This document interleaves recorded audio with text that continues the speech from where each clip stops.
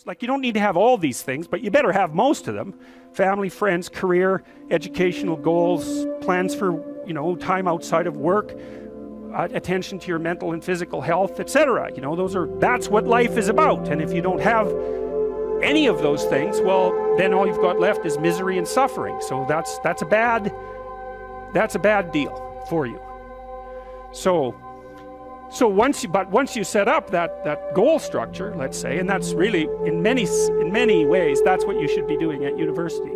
That's exactly what you should be doing, is trying to figure out who it is that you're trying to be, right? And you aim at that, and then you use everything you learned as a means of building that person that you want to be. And I really mean want to be. I don't mean should be. Even those things are going to overlap.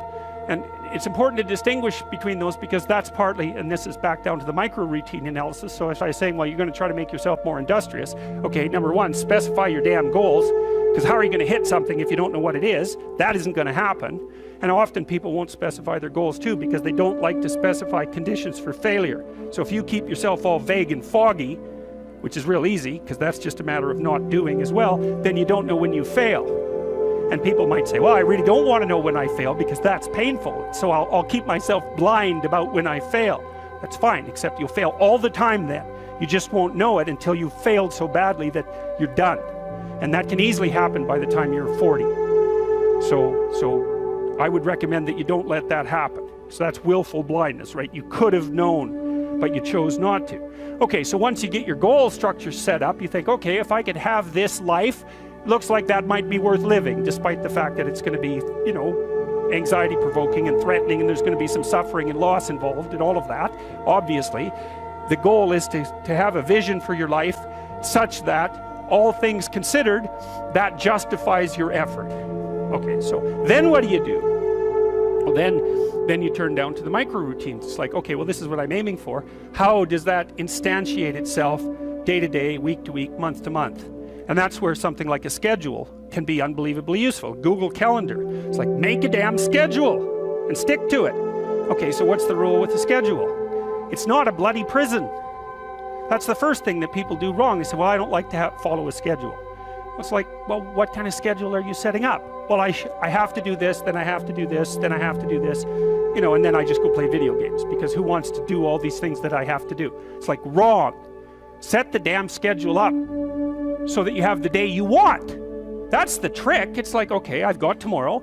If I was going to set it up so it was the best possible day I could have, practically speaking, what would it look like? Well, then you schedule that. And obviously there's a bit of responsibility that's going to go along with that, because if you have any sense, one of the things that you're going to insist upon is that at the end of the day, you're not in worse shape than you were than at the beginning of the day, right? Because that's a stupid day. If you have a bunch of those in a row, you just dig yourself a hole and then you bury yourself in it. It's like, sorry, that's just not a good strategy. It's a bad strategy. So maybe 20% of your day has to be responsibility and obligation, or maybe it's more than that, depending on how far behind you are. But even that, you can ask yourself, okay, well, I've got these responsibilities. I have to schedule the damn things in. What's the right ratio of responsibility to reward? And you can ask yourself that, just like you'd negotiate with someone who is working for you. It's like, okay, you got to work tomorrow. Okay, so I want you to work tomorrow. And you might say, okay, well, what are you going to do for me that makes it likely that I'll work for you? Well, you could ask yourself that, So maybe you do an hour of responsibility and then you play a video game for 15 minutes. I don't know, whatever turns your crank, man. But, you have to negotiate with yourself and not tyrannize yourself. Like you're negotiating with someone that you care for, that you would like to be productive and have a good life. And that's how you make the schedule. It's like, and then you look at the day and you think, well, if I had that day, that'd be good. Great. And you're useless and horrible, so you'll probably only hit it with about 70% accuracy, but that beats the hell out of 0, right? And if you hit it even with 50% accuracy, another rule is, well, aim for 51% the next week, or 50.5% for God's sake, or because you're going to hit that position where things start to loop back positively and spiral you upward. And so that's one way that you can work on your conscientiousness, is plan a life you'd like to have. And you do that partly by referring to social norms. That's more or less rescuing your father from the belly of the whale. But the other way you do that is by having a little conversation with yourself about, as if you don't really know who you are, because you know what you're like. You won't do what you're told. You won't do what you tell yourself to do. You must have noticed that. It's like you're a bad employee and a worse boss, and both of those work, you know, for you. You don't know what you want to do, and then when you tell yourself what to do, you don't do it anyways. You should fire yourself and find someone else to be. But you know, my point is that you have to understand that you're not your own servant, so to speak. You're someone that you have to negotiate with, and you're someone that you want to present the opportunity of having a good life to. And that's hard for people because they don't like themselves very much. So, you know, they're always like cracking the whip and then procrastinating, and cracking the whip and then procrastinating. And it's like, God, it's so boring and such a pathetic way of spending your time. And you know what that's like, because you probably waste like 6 hours a day. And I think we did an economic calculation about that a while back, right? Your time's probably worth $50 an hour, something like that. I mean, you're not getting paid that now, but you're young, and so this is investment time, and what you do now is going to multiply its effects in the future. So let's say it's $50 an hour, which is perfectly reasonable. So if you waste 6 hours a day, and you are, then you're wasting about $2,000 a week, or about $100,000 a year. So like, go ahead, but that's what it's costing you every hour. And you need to know what your damn time is worth. So let's say it's not $50, it's 30, whatever. Maybe it's 100, it's somewhere in that range. One of the things you should be asking yourself is, when you spend an hour, was that, well, would have I paid someone $50 to have had that hour? And if the answer is no, it's like, well, maybe you should do something else with your time. And it depends on whether or not you think that your time's worthwhile. But the funny thing about not assuming that is, if you assume your time isn't worthwhile, what happens is you don't just sit around sort of randomly in a state of responsibilityless bliss. What you do is you suffer existentially. And so that seems like a stupid solution. You know, if you take people, and I've told you this, and you expose them voluntarily to things that they are avoiding and are afraid of, you know, that they know they need to overcome in order to meet their goals, their self-defined goals. If you can teach people to stand up in the face of the things they're afraid of, they get stronger.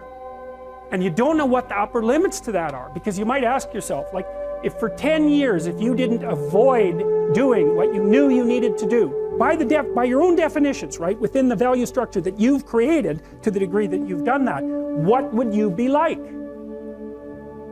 Well, you know, there are remarkable people who come into the world from time to time, and there are people who do find out over decades-long periods what they could be like if they were who they were, if they spoke their being forward. And they get stronger and stronger and stronger, and we don't know the limits to that. We do not know the limits to that. And so you could say, well, in part, perhaps the reason that you're suffering unbearably can be left at your feet, because you're not everything you could be, and you know it. And of course, that's a terrible thing to admit, and it's a terrible thing to consider, but there's real promise in it, right? Because it means that perhaps there's another way that you could look at the world, and another way that you could act in the world, so what it would reflect back to you would be much better than what it reflects back to you now. And then the second part of that is, well, imagine that many people did that, because we've done a lot as human beings. We've done a lot of remarkable things, and I've told you already, I think before, that today, for example, about 250,000 people will be lifted out of abject poverty, and about 300,000 people attached to the electrical power grid.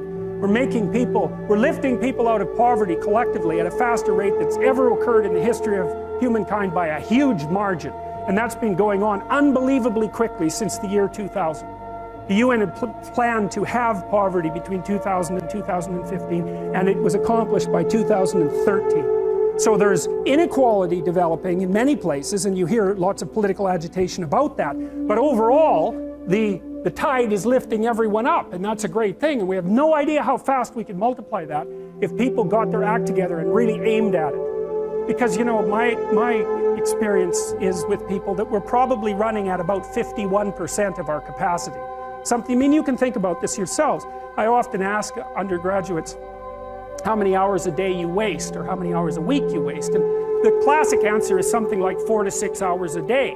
You know, inefficient studying, watching things on YouTube that not only do you not want to watch, that you don't even care about, that make you feel horrible about watching after you're done. That's probably 4 hours right there. You know, you think, well, that's 25 hours a week, it's 100 hours a month, that's 2.5 full work weeks, it's half a year of work weeks per year. And if your time is worth $20 an hour, which is a radical underestimate, it's probably more like 50 if you think about it in terms of deferred wages. If you're wasting 20 hours a week, you're wasting $50,000 a year. And you are doing that right now. And it's because you're young, wasting $50,000 a year is a way bigger catastrophe than it would be for me to waste it, because I'm not going to last nearly as long. And so if your life isn't everything it could be, you could ask yourself, well, what would happen if you just stopped wasting the opportunities that are in front of you? You'd be who knows how much more efficient, 10 times more efficient, 20 times more efficient. That's the Pareto distribution. You have no idea how efficient people get. It's off the charts. Well, and if we all got our act together collectively and stopped making things worse, because that's another thing people do all the time. Not only do they not do what they should to make things better, they actively attempt to make things worse because they're spiteful or resentful or arrogant or deceitful or homicidal or genocidal, or all of those things all bundled together in an absolutely pathological package. If people stopped really, really trying just to make things worse, we have no idea how much better they would get just because of that. So there's this weird dynamic that's part of the existential system of ideas between human vulnerability, social judgment, both of which are major causes of suffering, and the failure of individuals to adopt the responsibility that they know they should adopt. And that's the thing that's interesting too, is that, like another thing I've often asked my undergraduate classes is, you know, there's this idea that people have a conscience.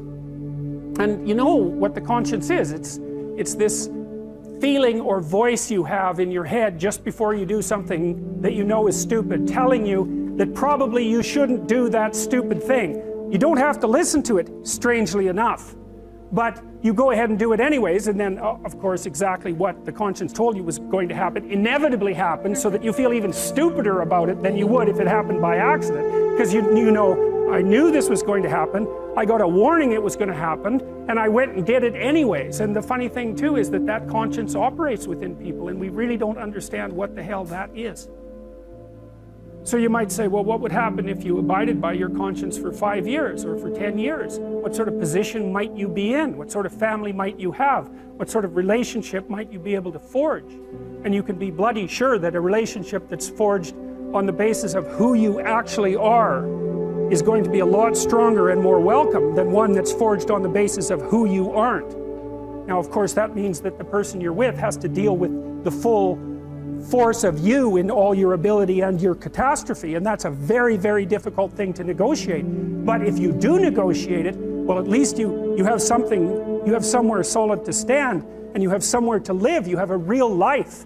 And it's a great basis upon which to bring children into the world, for example, because you can have an actual relationship with them instead of torturing them half to death, which is what happens in a tremendously large minority of cases. Well, it's more than that too, because, and this is what I'll close with, and this is why I wanted to introduce Solzhenitsyn's writings to you. You see, because it isn't merely that your fate depends on whether or not you get your act together and to what degree you decide that you're going to live out your own genuine being. It isn't only your fate, it's the fate of everyone that you're networked with. And so, you know, you think, well, there's 9 billion, 7 billion people in the world. We're going to peak at about 9 billion, by the way, and then it'll decline rapidly. But 7 billion people in the world, and who are you? You're just one little dust mote among that 7 billion, and so it really doesn't matter what you do or don't do, but that's simply not the case. It's the wrong model, because you're at the center of a network. You're a node in a network. Of course, that's even more true now that we have social media. You'll know 1,000 people, at least, over the course of your life. And they'll know 1,000 people each, and that puts you one person away from 1,000,000, and two persons away from 1,000,000,000. And so that's how you're connected. And the things you do, they're like dropping a stone in a pond. The ripples move outward, and they affect things in ways that you can't fully comprehend. And it means that the things that you do and that you don't do are far more important than you think. And so if you act that way, of course, the terror of realizing that is that it actually starts to matter what you do. And you might say, well, that's better than living a meaningless existence. It's better for it to matter. But I mean, if you really asked yourself, would you be so sure if you had the choice? I can live with no responsibility whatsoever. The price I pay is that nothing matters. Or I can reverse it and everything matters. But I have to take the responsibility that's associated with that. It's not so obvious to me that people would take the meaningful path. You know, when you say, well, nihilists suffer dreadfully because there's no meaning in their life, and they still suffer. Yeah, but the advantage is they have no responsibility. So that's the payoff, and I actually think that's the motivation. Say, well, I can't help being nihilistic. All my belief systems have collapsed. It's like, yeah, maybe. Maybe you've just allowed them to collapse because it's a hell of a lot easier than acting them out. And the price you pay is some meaningless suffering, but you can always whine about that and people will feel sorry for you, and you have the option of taking the pathway of the martyr, so that's a pretty good deal, all things considered, especially when the alternative is to bear your burden properly and to live forthrightly in the world. Well, what Solzhenitsyn figured out, and so many people in the 20th century, it's not just him, even though he's the best example, is that if you live a pathological life, you pathologize your society. And if enough people do that, then it's hell. Really. Really. And you can read the Gulag Archipelago if you have the fortitude to do that, and you'll see exactly what hell is like. And then you can decide if that's a place you'd like to visit, or even more importantly, if it's a place you'd like to visit and take all your family and friends. Because that's what happened in the 20th century. How to think about motivation? We'll think about it from the hypothalamic perspective. So we could say one thing that motivation does is set goals. We could say that emotions track progress towards goals. And I'm going to use that schema even though it's not exactly right. So you say, well, motivation determines where you're going to aim. So if you're hungry, you're going to aim at something to eat. And then that will organize your perceptions so that you zero out everything that isn't relevant to that task, which is almost everything. You concentrate on those few things that are going to facilitate your movement forward. When you encounter those things, that produces positive emotion as you move through the world towards your goal, and you see that things are laying themselves out that facilitate your movement forward. Those things cause positive emotion. And if you encounter anything that gets in the way, then that produces negative emotion, and it can be like threat, because you're not supposed to encounter something that gets in the way. It can be anger, so that you move it away. It can be frustration, disappointment, grief. Those would, if you had a response that serious to an obstacle, it would probably punish the little motivated frame right out of existence. You know, so you walk downstairs and, I don't know, the contracting company has set a wrecking ball through your kitchen. It's like, that's going to be disappointing. You're not going to keep eating the peanut butter sandwich in the rubble. That little frame is going to get punished out of existence, and some new goal is going to pop up in its stead. And you know, one of the things we're going to try to sort out is how do you decide when you've encountered an obstacle that's so big that you should just quit and go do something else, because that's not obvious. You know, and you can get into counterproductive persistence pretty easily. So we don't know how people solve that problem. It's a really complicated one. So anyways, we're going to work on that scenario. Your hypothalamus pops up micro goals that are directly relevant to biological survival. That produces a frame of reference. So it's not a goal, it's not a drive, and it's not a collection of behaviors. It's a little personality. And the personality has a viewpoint, it has thoughts that go along with it, it has perceptions, it has action tendencies, all of that. You can see this in addiction, most particularly. So one of the things that you find often with people who are alcoholic is they lie all the time.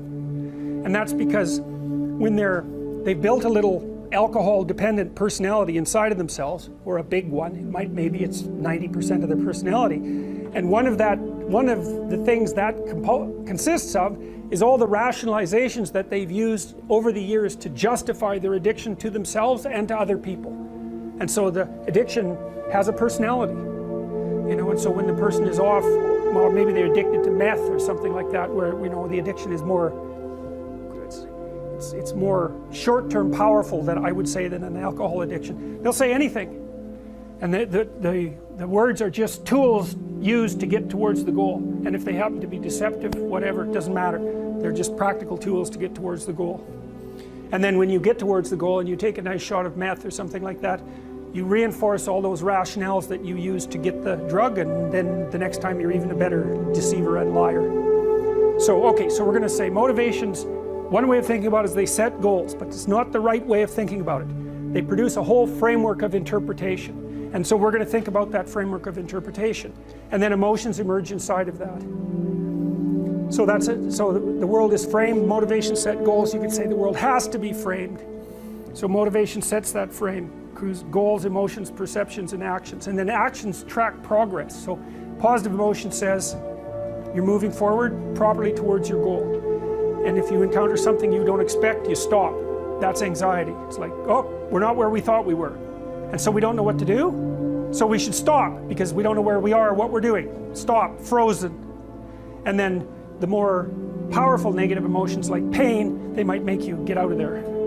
So emotions, forward, stop, reverse. That's your emotions within that motivated frame.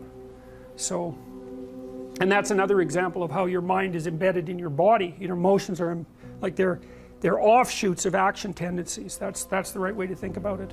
Because action is everything, fundamentally. So what are some basic motivations? Most of these are regulated by the hypothalamus, by the way, and that tells you just how important a control system it is. The other thing that's useful to know about the hypothalamus is that it has projections going up from it that are like tree trunks, and inhibitory projections coming down that are like grapevines. So you can kind of control your hypothalamus as long as it's not on too much, but if it's on in any serious way, it's like it wins. So partly what you do to stop yourself from falling under the dominion of your hypothalamus is to never ever be anywhere where its action is necessary, right? You don't want to go into a biker bar because you might find yourself in a situation where panicked defensive aggression is immediately necessary. You probably don't want that. You don't want the panic, you don't want the terror, you don't want the frenzied fight, you don't want any of that. You don't want to have to run away in absolute panic. So you just don't go there. And a huge part of how we regulate our emotions is just by never going anywhere where we have to experience them. And so that has very little to do with internal inhibitory control and everything to do with staying where you belong. The Myth of Mental Illness by Thomas Szasz, S-Z-A-S-Z. It's a classic. You should read it. If you're interested in psychology, read it. Like, it's a classic. And he basically said, most people have problems in living, they don't have psychological problems. And so I've experienced, despite my love for the psychoanalysts, very frequently what I'm doing as a therapist is helping people have a life that would work. You know, and you can parameterize that. It's like, what do you need?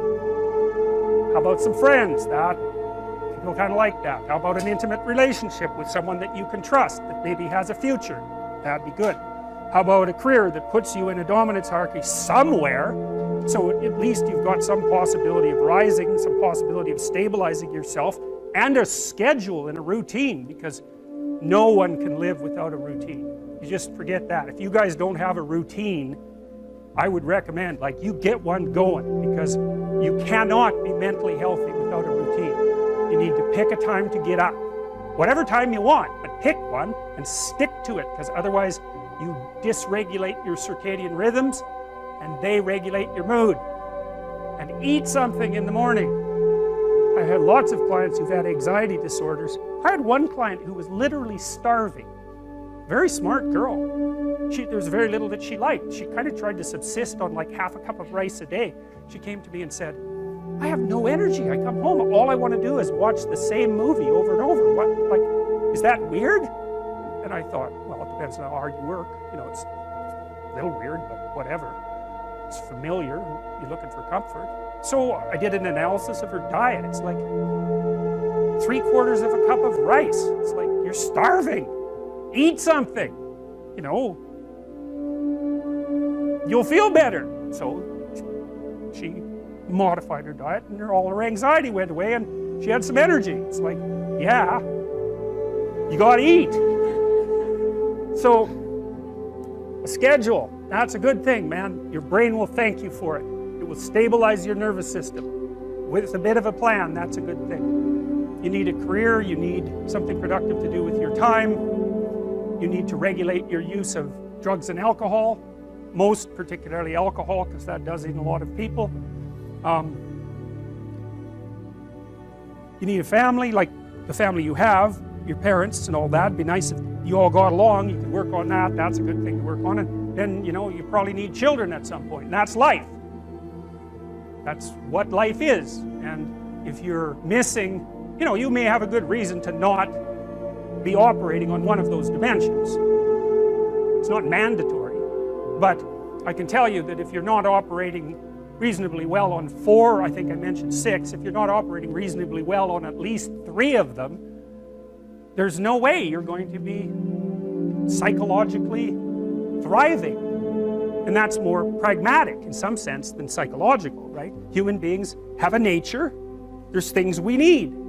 And if we have them, well, that's good. And if we don't have them, well, then we feel the lack. And so behaviorists, behavioral psychologists concentrate a lot more on that sort of thing. You know, it's practical. It's like strategizing, make a career plan, figure out how to negotiate, because that's bloody important. Figure out how to say what you need.